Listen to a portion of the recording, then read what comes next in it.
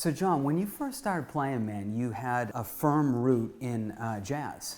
And, you know, of course, as we know, the hallmark of jazz is improvisation. It's the one thing that separates it so much from all other styles of music. What is it about jazz, and especially like the art of improvisation, that attracts you to it? Just being free. I mean, at a young age, I learned about being free as a musician. All my uncles played drums, my dad played bass, my mom plays piano. So it was just always around, and I knew early the things that I was attracted to. So I ran after those things that, moved me musically and spiritually too, Sure. Jazz is a spiritual music, so naturally I felt comfortable researching that style. Sure. When you're playing a more, I don't want to say rigid, but a more structured style of music, are there still ways and techniques that you utilize that can kind of add an improvisational element, even though it's within a structure? Absolutely, yeah. I think all music has an element of jazz in it, or it would just be up and down and robotic, and nobody wants to be robotic. Right. We're human. Right, exactly. We breathe, our heart beats, so when we're playing, especially us as musicians, when we're playing music, we still want to have a sense of freedom. But some situations are more rigid, like you said, than others. If I'm playing a Janet show, I know I can't be too loose in some areas. Like Janet's show is tight, and then playing with pre-recorded tracks, I'm playing to, loops and all that kind of stuff. So if I'm slacking on the loops, you'll hear it. So I got to tighten up on those kind of things. But if I'm playing like with the trio that I'm working with right now with Richie Goods and Shedrick Mitchell, we did a tribute to Mulgrew Miller. Oh, great. And we took some of his music and revamped it and changed some of the style of it. Still the songs and the melodies are still the same, but the arrangements are different. And I can still be free, doing those things, and every night is different. So that's the beauty of playing that kind of music. Sure. So it's like you can still find the freedom yet within a structured environment. Right. Yeah. That's great. Man, you've had such an incredible career. You've played with some incredible people over the years. Are there any specific situations or individuals that you have played with that really had an impact on you as a, like a developing musician? Absolutely. I mean, I could start from my gospel days playing with Edwin Hawkins and Walter Hawkins' family, Vanessa Bell Armstrong, my buddy Bruce Parham, who's from Philadelphia. I had a great time like touring early with him when I was about 18. Wynton Marsalis had a lot of inspiration for me when I was younger. Branford, those guys, Ellis Marsalis, Jason Marsalis, when I met him as a kid, killing on drums. I was very inspired by the Marsalises as far as the jazz world is concerned. And Wynton asked me to play in his Duke Ellington Orchestra. And McBride, Chris McBride was playing bass, and Joey DeFrancesco was playing keys, as well as Fareed Barron, who was another amazing keyboard player from Philadelphia. Incredible. So that band was composed of like 30 of some of the best young musicians in the city, or not even the city, the state. And Walter Blanding was playing sax, so right. I'm just remembering some of the guys that was in the band. But I mean, yeah, I'm super inspired. Met Miles Davis, met Sun Ra. All of these guys was coming to my school, Overbrook High School, because of my professor, Dr. George Allen. They were all good friends of George Allen, and he would just be like, y'all in town, come to my high school and talk to the kids, or do a performance or whatever. And that's how I met all of these people, through him. Okay, that's great. And that brings me to this question. We were talking a little bit about this earlier. It's like, you were saying that you had a background educationally more like, playing with people around town. It was very organic for you. Right. But you also, you went to Berkeley too, so you've got the sort of formal aspect of it as well. Do you think, if you had to, advocate for someone right now, like a player who's coming up, would you recommend like a formal education, like somewhere like Berkeley, or like having a trusted mentor? Or do you think just getting out there and playing with bands is the way to go? Both ways I think are great. When you go to an institution, it's all set up. You have a schedule of how you're going to do things. When you're just hanging out and meeting people and all like that, you don't know what's going to happen. You don't know who you're going to meet.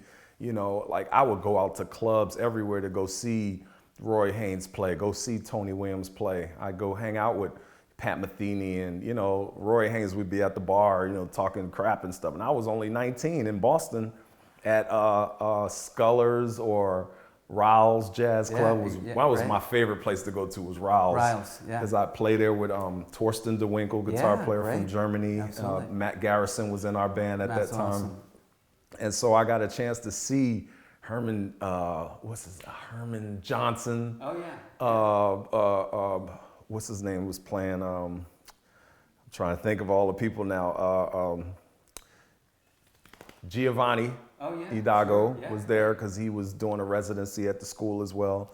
And I mean, I popped up in there and jammed with Giovanni at a young age, and he's looking over, yeah, come on, let's go, you know. So Tommy Campbell, I worked the door for Tommy Campbell at Rawls because I wanted a lesson from him. So he's like, okay, help me work the door and then I'll give you a lesson, you know. Never got the lesson, and me and Tommy are still friends now. I reach out to him on social media, but I got a chance to, from the door, watch Tommy play, and that was a lesson for me all by itself. Situations like that, you know, I'm sure you've done it too, where you go see your favorite guitar player and you're like, you never got a chance to have a lesson with them, but just seeing them and taking in what they were doing was a lesson in itself. Right, exactly, yeah.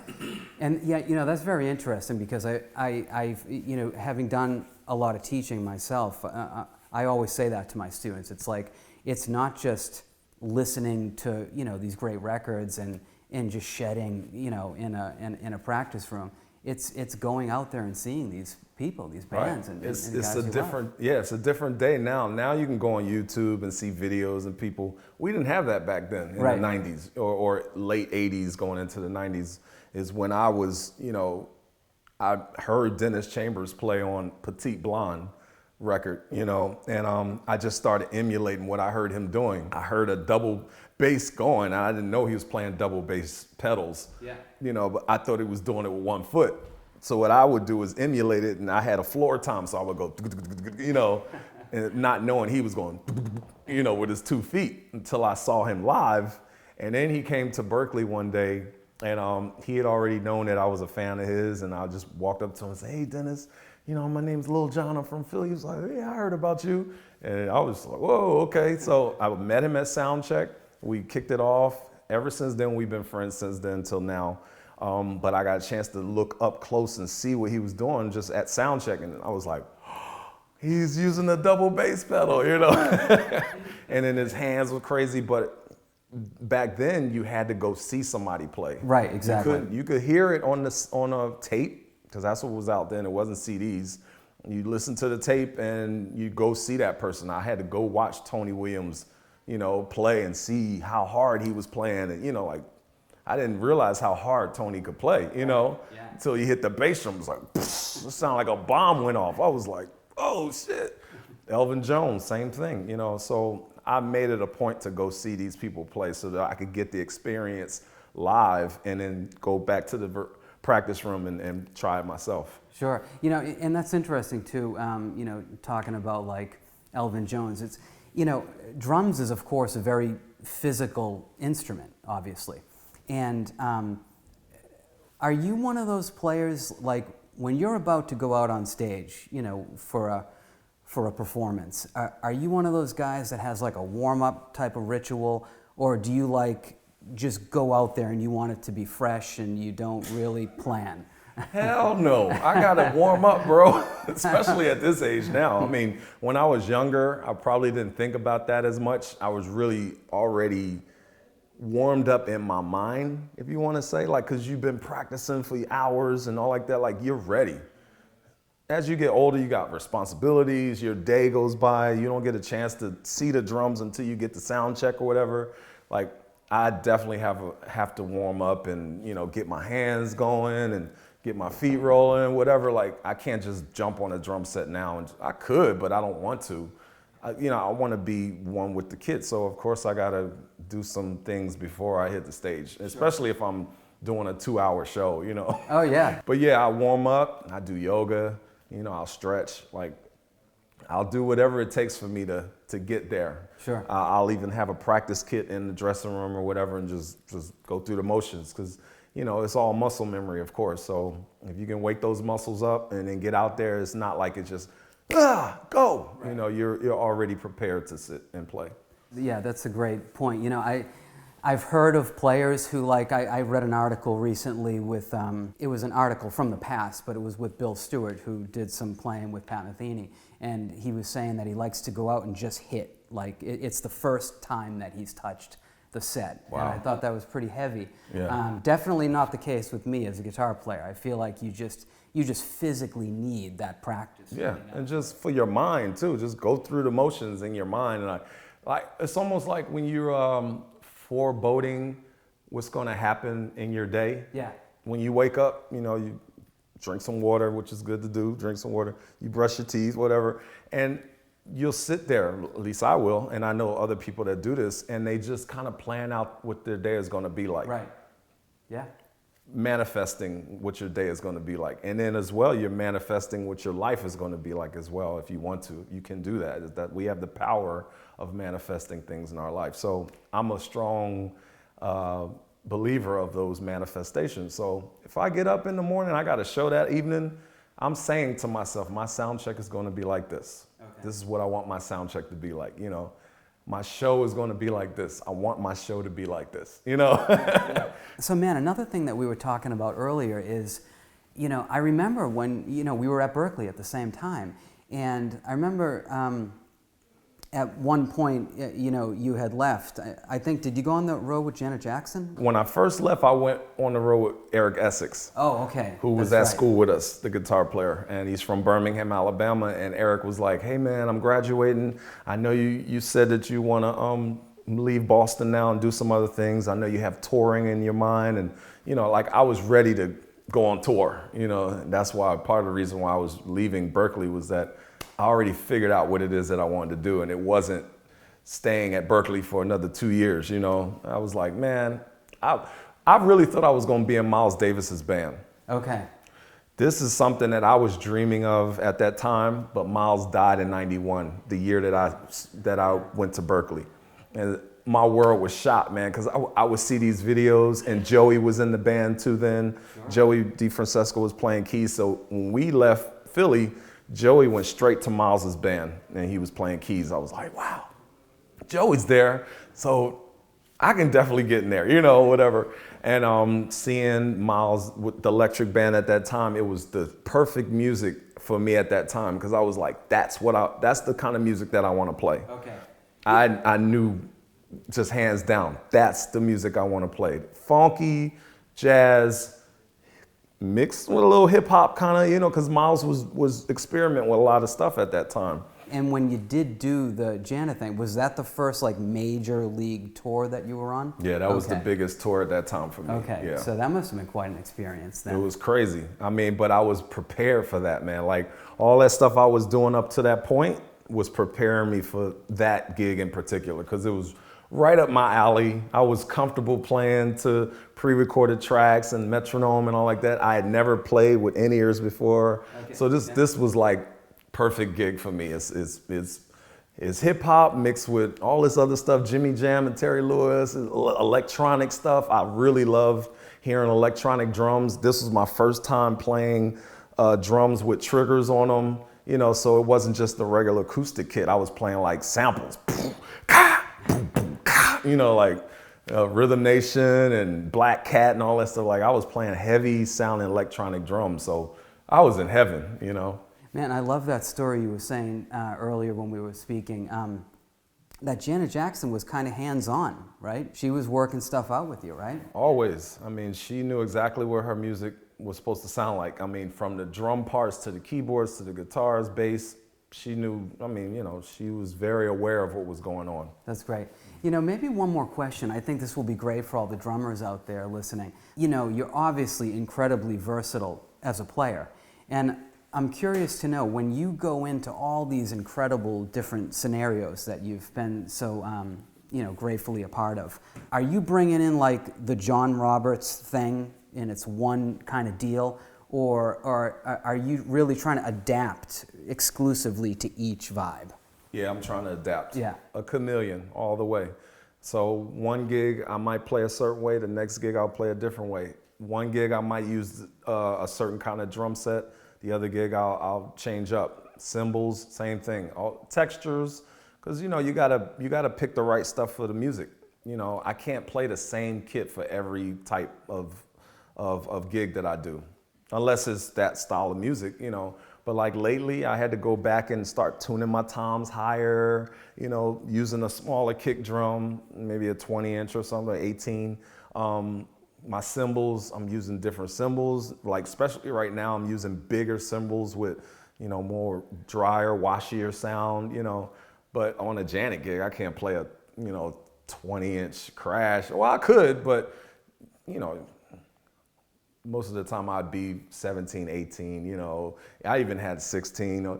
My hi-hats, I can't use 16-inch hi-hats on every song, doesn't work for that, which I see a lot of guys try to make this drum set sound, whatever they're doing, they try to make it the same for every situation. It can't. Unless you're just that persistent about this is my sound and then, take it or leave it. I think the best way to do it, to approach it, is to listen to that music. If these hi-hats sound like they're 14 or 13-inch hats, use 13 or 14-inch hats. Don't try to say, oh, I'm trying to be different. I'm going to use an 18-inch hat for this. It doesn't go with the sound of the music. The producer used those hi-hats for that reason, specifically because it's part of the sound that they're going for. Sure. They might use a big crash or something. Use that big crash to emulate it live, And I say that to a lot of cats that I teach or mentor. Snare sounds like you can't always have your snare cranked all the way, Right. Like some songs, when I play with Prince, he told me to detune my snare immediately. I never really had my snare too high. Well, back in the day I did, but as I got older, my snare tuning went mid-rangey. And then when I played with Prince that one time for the NAACP Awards with Sheila E., he came up to me, he was like, can you tune your snare down some? And I tuned it around, bap. I went from bop to bap, because he likes big snare sounds. So I was like, wow, okay, I see what's up. He's a drummer, so. And all those records, he had tuned the drums a certain way. He even played drums like with the snare off. Oh, that's killer. Yeah. It was no snare on. And I was like, that's dope. Sonics. Man, in order to do what you're saying, you really have to have a deep perspective of not only musical styles and idioms. Like to be in a position such as yourself, you really have had to listen to a lot of music, do you find that with yourself? You're like a life learner of... I'm a sponge of the music. And I'll always say this too, every musician isn't a good producer. That's the other side of being a musician, is can you produce a sound too? Right. You could be a great player, but you might not be a great producer. Sure. And most of the best producers that play instruments as well, they know how to split the difference. They might not be the greatest on keys and all like that, but they know how to hone in on a certain sound or certain chords or some lines or stuff. They don't have to be like Herbie, going crazy, or Chick or whatever, but they know how to get a certain vibe. In my experience working with people and just seeing other musicians, it's like I always feel like everyone has like one zone that they're going for when they get on stage. Like, some guys are all about, just virtuosic technique and chops. Some guys are about like just, laying it down and having it groove in and feel good. Some people are all about connecting with the audience. Do you have a specific zone that you're going for? Man, I'm just trying to create a vibe wherever I go. Like when we're in the studio, nobody's there. So you have to find a vibe on your own. Yeah. And it's even a combination of the guys that I'm playing with too, which most of the best records are from cats that are friends. Sure, yeah. Because we take our relationship as friends and we go in the studio and it comes out on the record. You can hear when musicians are happy when they're playing with each other. Right. You can also hear when there's tension with musicians, you know, and it's funny because Miles, you know, he was really, he was genius in how he picked some of his band members, you know, like it could be personalities. Some of them might not have been the best players, but they had a personality that he liked. And you would hear that in the records, you know. So I always say, when, you know, musicians get together, it's like that camaraderie definitely comes through the music. So when I'm playing at any show, anywhere, or studio or anything, I'm looking for a vibe that I can conjure up from myself first. And then if I can feed off of you, if you're playing with me, if we have a camaraderie on stage together, you're gonna hear that. Phil Davis, he was here earlier. We've been playing together for 25 years, and Phil will tell you, he's like, man, me and John be fighting on stage. But it's a brother-to-brother kind of camaraderie thing too. Like, come on, man, what you got? What you got? You know, just feeding each other. Joe Zawinul used to see him go battling with Omar Hakim, like, and it would be like, yeah, that's what you got, okay. And then Omar be like, really? You know, but it was good competition. There wasn't any animosity there. It was just, well, I don't know, I wasn't there, so it could have been on the tour bus after the show. You know, they could have been fighting before the next city, or you know. But the music definitely, you can hear it through the music, the love that people have for each other when they're performing together or live. Yeah, you could see it on stage if there's some tension. Like, oh, okay, them cats ain't even looking at each other. They might not like each other, but they're getting through the job, you know, getting through the gig. But you can always feel when a band is like, they're feeling each other. They have like a camaraderie, that relationship with each other, not even musically, just as friends. It comes through the music, you know what I mean? Oh, got it, absolutely. Yeah. So I look for those things, and you know, I might not be best friends with everybody on stage. But when we hit that stage, man, we gotta make something happen, because these folks that paid money to come see us, let's act like we like each other. You know, but most of the time, if I had it my way, I wanna play with guys or girls that we just genuinely care about each other and love each other, because it's gonna come through the music, no doubt. That's great, I love that, man. So there you have it, guys, some incredible words of wisdom from the great John Roberts. Thanks a lot, man. Great to be here. Thanks, Thank man. you. Thank you.